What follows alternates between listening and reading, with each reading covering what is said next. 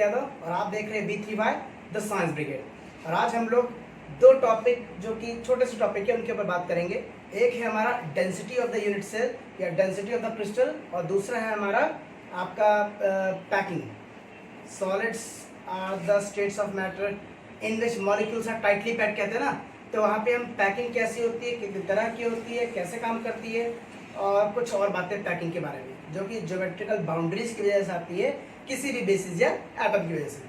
लेकिन उससे पहले हमारे व्यूअर ने एक क्वेश्चन पूछा था कि कुछ मोर एग्जांपल दिए जाएं for simple cubic crystal structure and body centred cubic unit structure and face centred cubic unit structure. Okay, so हम लोग पहले एग्जांपल्स डील करेंगे। तो हमें एग्जांपल पूछे गए थे,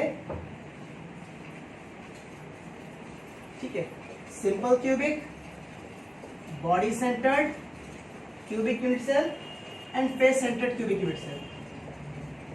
ठीक है, तो पहले हम सिंपल क्यूबिक लिखते हैं। ठीक है, तो सिंपल क्यूबिक में आपका आएगा कैल्शियम,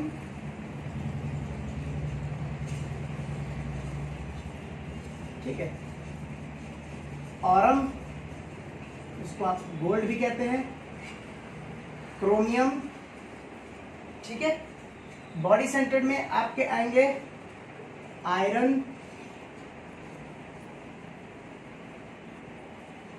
हाँ आयरन, फिर आएगा नायोबियम, Na लिखते हैं, ठीक है। और उसके बाद इसमें टंगस्टन, ठीक है, और इसमें ये, और हाँ पोलोनियम, ये तो एक खास मटेरियल जो कि आता है, ठीक है। इसमें भी आप, इसमें क्रोमियम का वैलेंसी के हिसाब से यहाँ पे भी क्रोमियम फिट हो सकता है, ठीक है, based on the oxidation state. Oxidation state के बारे में चर्चा हम बाद में करेंगे। ऑक्सीडेशन स्टेट मोस्ट, आपको बता दें क्रोमियम जो है डी ब्लॉक एलिमेंट है, तो मोस्ट स्टेबल ऑक्सीडेशन स्टेट +2 होता है, लेकिन +2 के अलावा भी ऑक्सीडेशन स्टेट हो सकती है, दैट्स वाई इसको डी ब्लॉक में रखा जाता है। तो ऑक्सीडेशन स्टेट के हिसाब से ये इनका स्ट्रक्चर भी बदलता रहता है। और एफसीसी में तो जितने भी एल्कलाई मेटल्स के हैलाइड्स हैं, एल्कली हैलाइड्स हैं, वो सब एफसीसी धारण करते हैं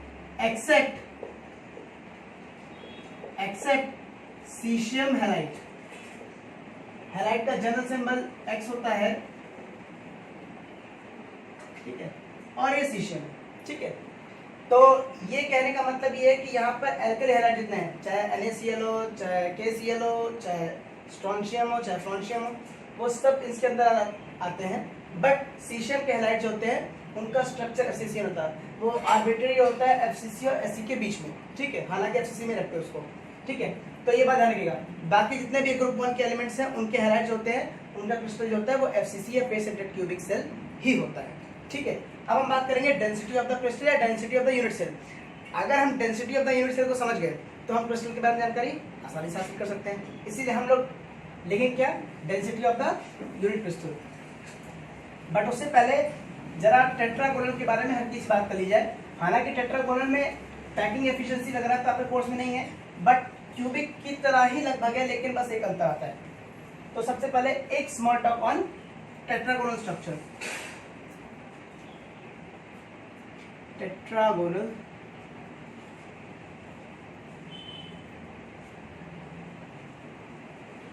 यूनिट सेल। तो सबसे पहले सर क्रिस्टलोग्राफिक नोटेशन, दो साइड इक्वल होती हैं बट तीसरी साइड इक्वल नहीं होती, और क्रिस्टलोग्राफिक इंक्लिनेशन या एंगल जो होते हैं वो 90 डिग्रीज ही होते हैं, ठीक है। अच्छा, एग्जांपल क्या हो सकते हैं, स्टेनम ऑक्साइड, टाइटेनियम ऑक्साइड, कहीं जगह B2O5 के क्रिस्टल्स भी उसी कैटेगरी में आते हैं। और ऑफ कोर्स एक ये थोड़ा सा डिफरेंट है, इसलिए अभी ये आप लोग कोर्स में नहीं, इसलिए मैं बताऊंगा नहीं क्या है, ठीक है, लेकिन एक क्रिस्टल है, ठीक है। तो यहाँ पे, और हाँ मैंगनीज से कुछ क्रिस्टल्स भी आते हैं, मैंगनीज से क्रिस्टल्स भी आते हैं इसके अंदर, ठीक है। तो ये टेट्रागोनल स्ट्रक्चर रखते हैं। इसमें दो तरह के फैशन होते हैं, एक होता है प्रिमिटिव मतलब आप जानते हैं कि कॉर्नर्स पे एटम्स केवल मौजूद होंगे, ठीक है, और एक होता है बॉडी सेंटर्ड, ठीक है। लेकिन अच्छा, क्यूबिक प्रिमिटिव होगा तो आप जानते हैं number of atoms per unit cell कितने होंगे, 1 होंगे। Same classification 1/8 × 8 = 1। और बॉडी सेंटर्ड के लिए आप जानते हैं ओनली 2 होंगे, 1 पर यूनिट एटम और एक जो होगा वो बॉडी के अंदर होगा। ठीक है, तो ये क्लासिफिकेशन था टेट्राक्लोन के लिए। हम लोग पैकिंग फ्रैक्शंस की बात नहीं कर रहे हैं क्योंकि पैकिंग फ्रैक्शन आपके कोर्स में नहीं है। ओके, अच्छा कुछ और बातें, अगर आपको याद हो तो कल हम लोगों ने एक कैलकुलेशन लीक करा था जिसमें हमने आपसे FCC और BCC दोनों का पूछा गया था आपसे। मैंने कैलकुलेशन छोड़ दी थी कि एफिशिएंसी कितनी होगी।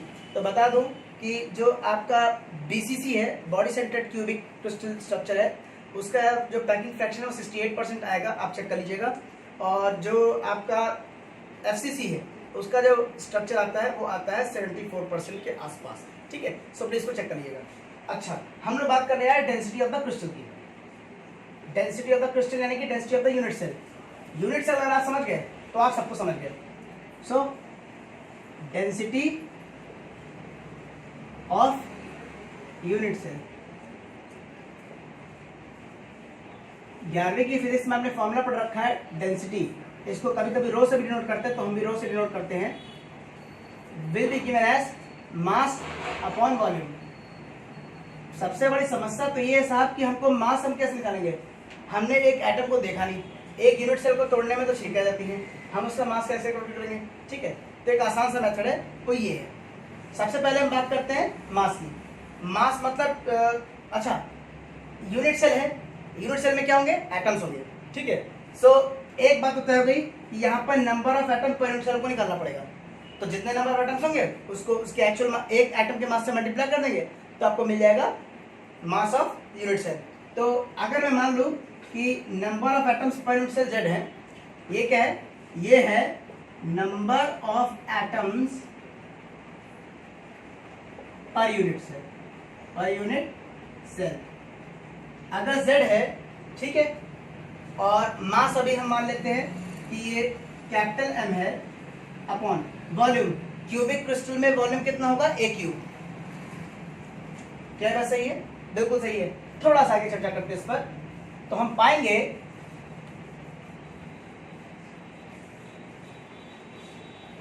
अच्छा मास और मास का कैलकुलेशन आसान करने के लिए क्या आपको पता है कि 1 मोल में एवोगैड्रो नंबर के बराबर एटम्स, मॉलिक्यूल्स वगैरह वगैरह होते हैं। यहाँ पे बेसिस है तो हम इसलिए एटम्स मॉलिक्यूल्स की बात करेंगे, इलेक्ट्रॉन्स की बात नहीं कर रहे हैं। और आप जानते हैं मोल की डेफिनेशन क्या होती है, amount taken upon molecular mass.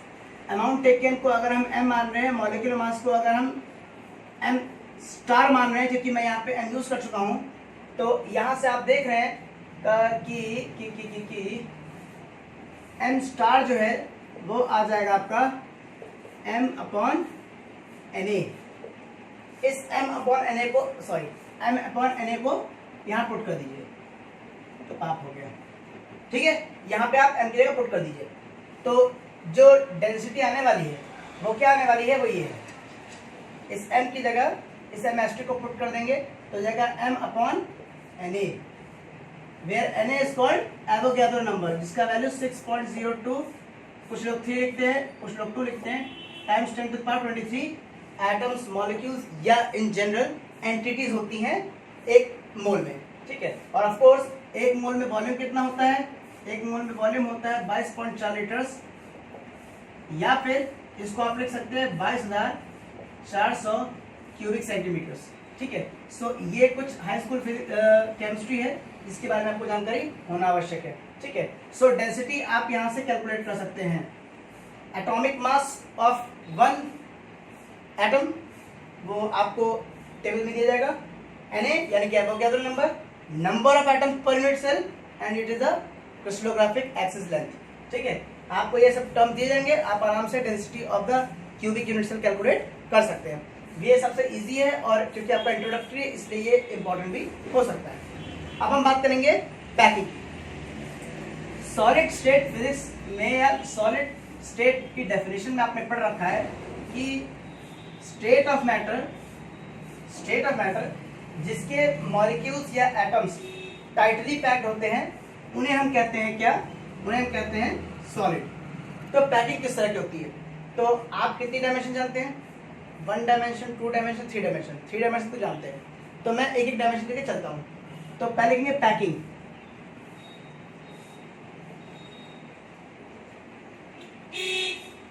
Structures.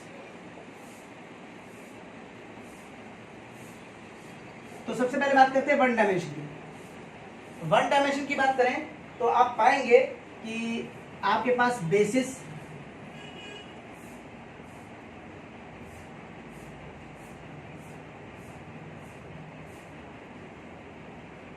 कोशिश कर रहा हूं कि एकदम यूनिक शेप बनाने की कोशिश करूं, बट इट्स वेरी हार्ड। तो आप देख रहे हैं यहाँ पर कुछ सर्कल्स या यूँ कह सकते हैं लगभग सर्कल है, लेकिन ये एक डायमेंशन में है, एक लेंथ में, ठीक है। इसीलिए इसको हम 1 डायमेंशन कहते हैं, ठीक है। आप देख रहे हैं यहाँ पे बहुत सारी जगह छुट्टी है, छुट्टी है, इसका मतलब है यहाँ पे वॉइड या एम्प्टी स्पेस की मात्रा अधिक है, तो ये इतना काम नहीं आते, ठीक है। नेक्स्ट देखिए 2 dimension case. 2 dimension case important है क्योंकि यहाँ पर 2 तरह से जोड़ सकते हैं। ये तो अभी एक लेयर थी, तो जैसे आपने फर्स्ट लेयर ज्वाइन की थी वैसे आप ज्वाइन कर देंगे।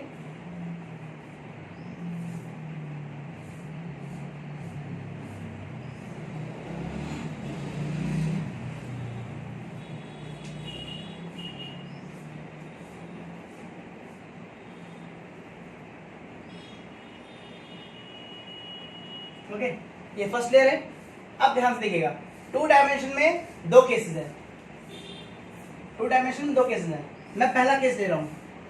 पहला केस ये है कि ये भी तो 1 डायमेंशन है, 2 डायमेंशन हुआ नहीं। 2 डायमेंशन बनाने के लिए आपको एक लेयर और बनानी पड़ेगी, कम से कम एक लेयर और बनानी पड़ेगी, कम से कम 2 लेयर होनी चाहिए। तो ऐसी हालत में हम शुरुआत 2 तरीके से कर सकते हैं। केस 1, जब हम शुरुआत करेंगे सच दैट कि हर लेयर का एटम जो होगा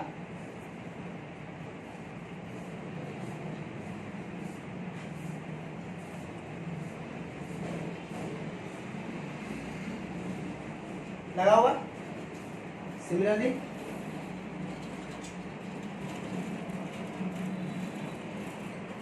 थोड़ा सा और हो गया।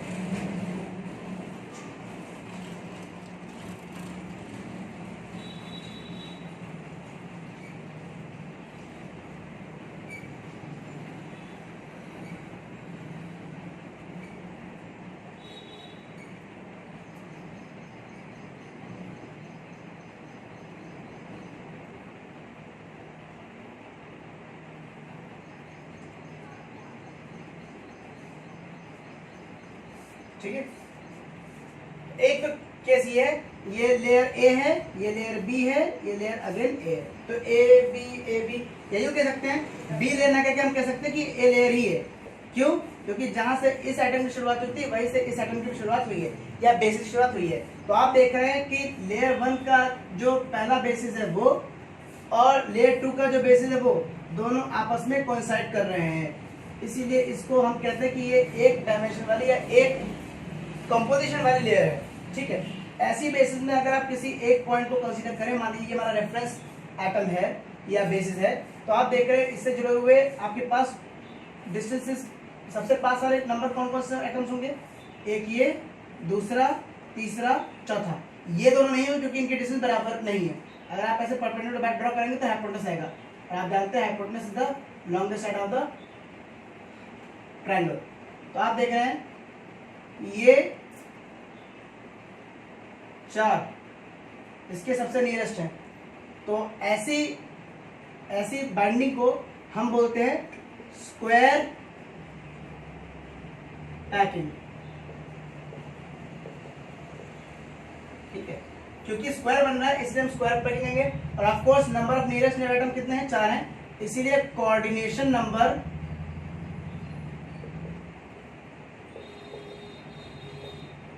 जो वो कितना हो जाएगा? 4 हो जाएगा। क्यों हो जाएगा? क्योंकि coordination number is defined as the number of atoms या number of basis nearest number of nearest neighbour atoms, ठीक है। तो रेफरेंस एटम से जितने नियरेस्ट नेबर एटम्स हैं उनका हम नंबर कर लेंगे, that is the coordination number. तो कोऑर्डिनेशन नंबर यहाँ पर 4 आया, और कैसे है वो आप देख सकते हैं, ठीक है। अब देखते हैं एक और केस। ये तो केस 1 है, अब केस 2 देखिए। केस 2 देखिए, 2 डायमेंशन का ही।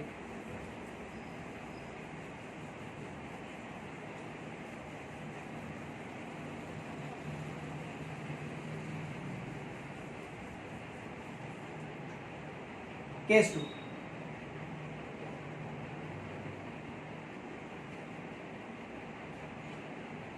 अब हमारे क्या है एटम्स,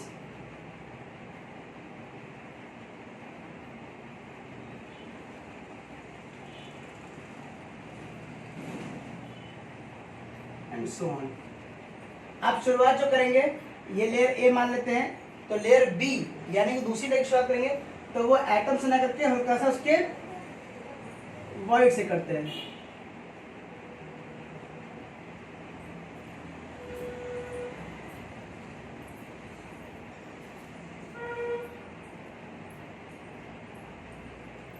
ठीक है, ऐसी हालत में वो तो जो हमने अभी स्क्वायर प्लेनिंग देखी थी उसमें आप देख रहे थे कि वहां पे कोऑर्डिनेशन नंबर कितना 4 है। इसमें देखते हैं, पहले हम बना लेते हैं लेयर, और ये लेयर सी है,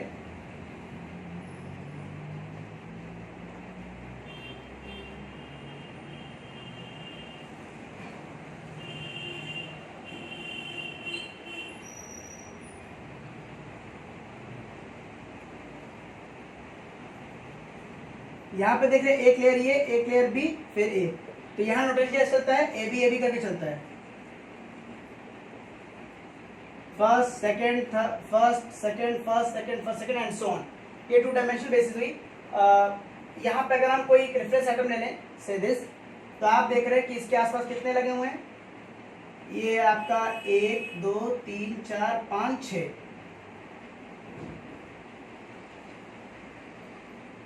ठीक है, क्या ये 6 एटम्स नियरेस्ट नेबर नहीं है? जी हाँ है, यानी कि इस पैकिंग को बोलेंगे हेक्सागोनल क्लोज पैकिंग।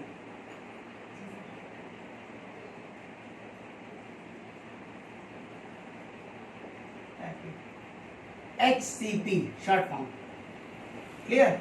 और आप जानते हैं इसका कोऑर्डिनेशन नंबर कितना हो जाएगा,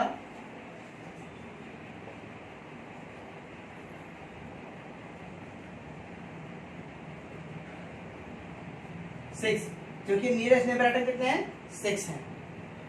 इसमें कोऑर्डिनेशन नंबर ज्यादा है कि स्क्वायर में ज्यादा था? आप कहेंगे इसमें ज्यादा है, इसीलिए इसका जो डेंसिटी होता है वो स्क्वायर प्लेनिंग के मुकाबले बहुत ज्यादा होता है। ठीक है, तो ये भी क्वेश्चन पूछते हैं कि किसका डेंसिटी ज्यादा होता है, तो आप केवल देख के बता सकते हैं कि जिसका कोऑर्डिनेशन नंबर ज्यादा होगा उसकी ज्यादा होगी क्या डेंसिटी। नेक्स्ट अब आपका है 3 डायमेंशनल पैकिंग फ्रैक्शन या पैकिंग, उसको देख लीजिए। इधर 2 डायमेंशन दी, 3 डायमेंशन देखिए। तो हेक्सागोनल क्लोज पैकिंग में ही 3 डायमेंशन को हम डिफाइन करेंगे, क्योंकि वो ज्यादा स्टेबल है। स्टेबल आई मीन डेंसिटी अधिक है।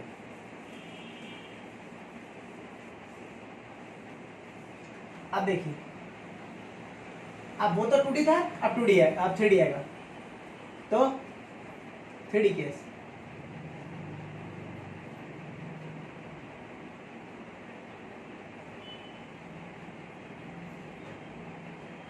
स्ट्रक्चर्स, आपको क्रिस्टल कभी 2D में तो बहुत मुश्किल है, 3D में आपको बंच ऑफ क्रिस्टल मिल सकते हैं। ठीक है, तो 3D में क्रिस्टल कैसे होंगे वो देख लेते हैं। सबसे पहले आपको याद होना चाहिए कि हमने जब अभी हेक्सागोनल क्लोज पैकिंग स्ट्रक्चर बनाया था तो 2 तरह के वर्ड्स आए थे। एक आए थे जिनके बीच में लगा हुआ था, आप देख रहे हैं यहाँ पे एक ट्रायंगल बन रहा है, ध्यान से देखिए, इसको थोड़ा सा बड़ा बना देते हैं।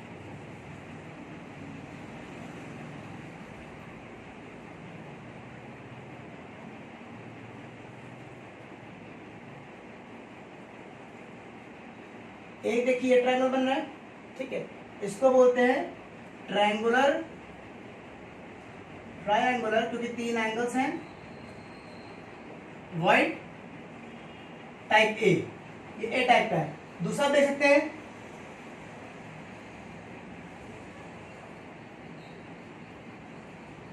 एक ये नीचे झुका हुआ है, इसलिए उसको क्या बोलते हैं, ट्रायंगुलर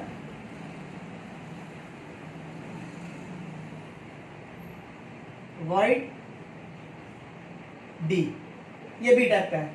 ये कहने में भाई ये ए बी क्यों लिखा गया है, क्या अंतर दोनों में? दोनों में ट्रायंगल बना, ट्रायंगुलर वर्ड्स होंगे, अंतर है। अंतर क्या है वो आपको 3 डायमेंशनल स्ट्रक्चर में समझ में आएगा। ठीक है, सो ये टाइप ए है। अगर ट्रायंगल का फोरहेड ऊपर होता है तो ट्रायंगल ये वर्ड ए है, अगर नीचे होगा तो ये वर्ड बी है। अब देखिए हेक्सागोनल क्लोज पैकिंग में को लेकर के ही हम लोग समझेंगे कि ये 3D स्ट्रक्चर कैसे काम करते हैं। बट आपको लुक देने के लिए मैं थोड़ा सा प्रयास करने की कोशिश करूंगा। तो सबसे पहले हेक्सागोनल क्लोज पैकिंग स्ट्रक्चर बनाते हैं, जिसमें हमने पाया था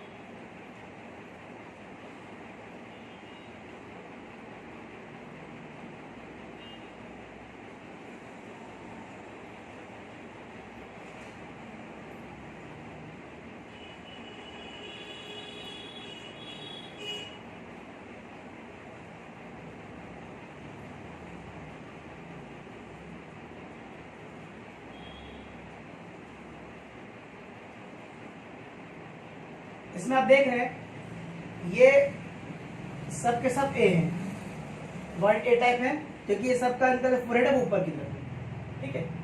और ये वाले जो है वो टाइप बी है वर्ड्स, ठीक है।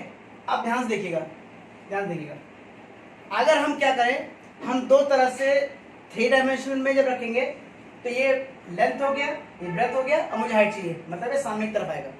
जब सामने की तरफ आएगा तो आपको ऑफकोर्स तीसरी लेयर रखनी पड़ेगी इसके ऊपर, इसको बेस लेयर भी बोलते हैं। जब तीसरी लेयर रखेंगे तो दो तरीके हैं, दो तरीके। पहला तरीका ये है कि हम फर्स्ट लेयर के एटम के ऊपर रखें। जब फर्स्ट लेयर के एटम के ऊपर रखेंगे तो हमारे पास कुछ इस प्रकार से आएगा।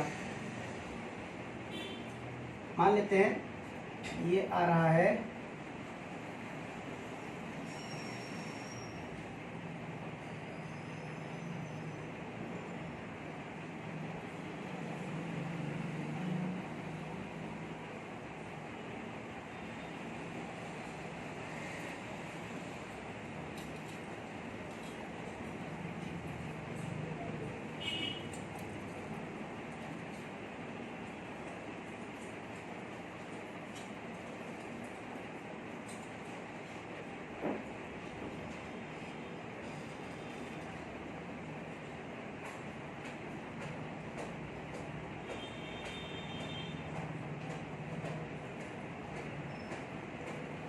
इसमें आप देख सकते हैं कि जो जगह वर्ड्स पे प्लेस्ड है, जो जगह वर्ड्स पे प्लेस्ड है, जो एटम वर्ड्स पे प्लेस्ड है, वो बनाएगा हमेशा टेट्राहीड्रन। इसीलिए देखिए ये ट्रायंगल बन रहा था, जब एक स्फीयर रखेंगे, बॉल टाइप पर रखेंगे तो उसमें भी कुछ जगह खाली होगी।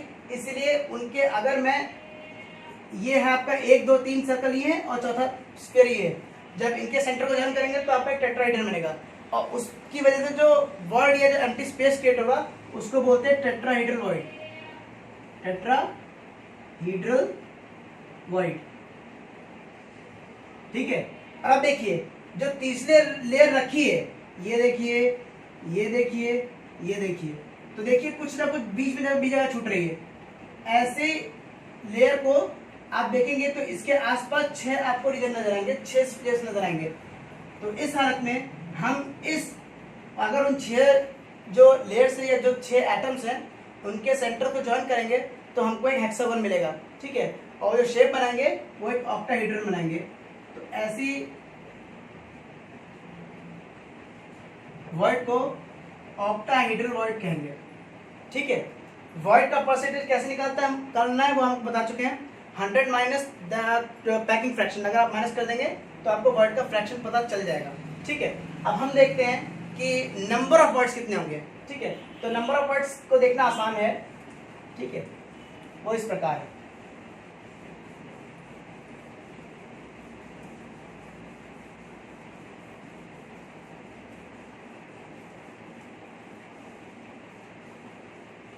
number of words, number of words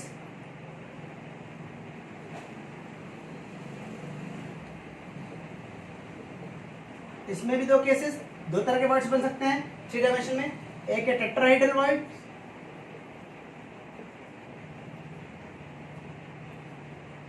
और एक है ऑक्टाहेड्रल वर्ड।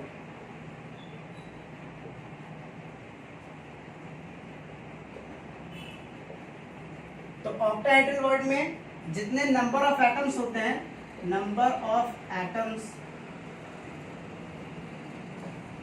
पर यूनिट सेल जितने होंगे उतना ही इसका अमाउंट होगा, उतना नंबर होगा, ठीक है। और इसमें कितने होंगे, 2 into number of atoms per unit cell. तो इन दोनों में एक रिलेशन आ जाएगा कि टेट्राहेड्रल वर्ड जो है वो 2 इंटू ऑक्टाहेड्रल वर्ड होता है।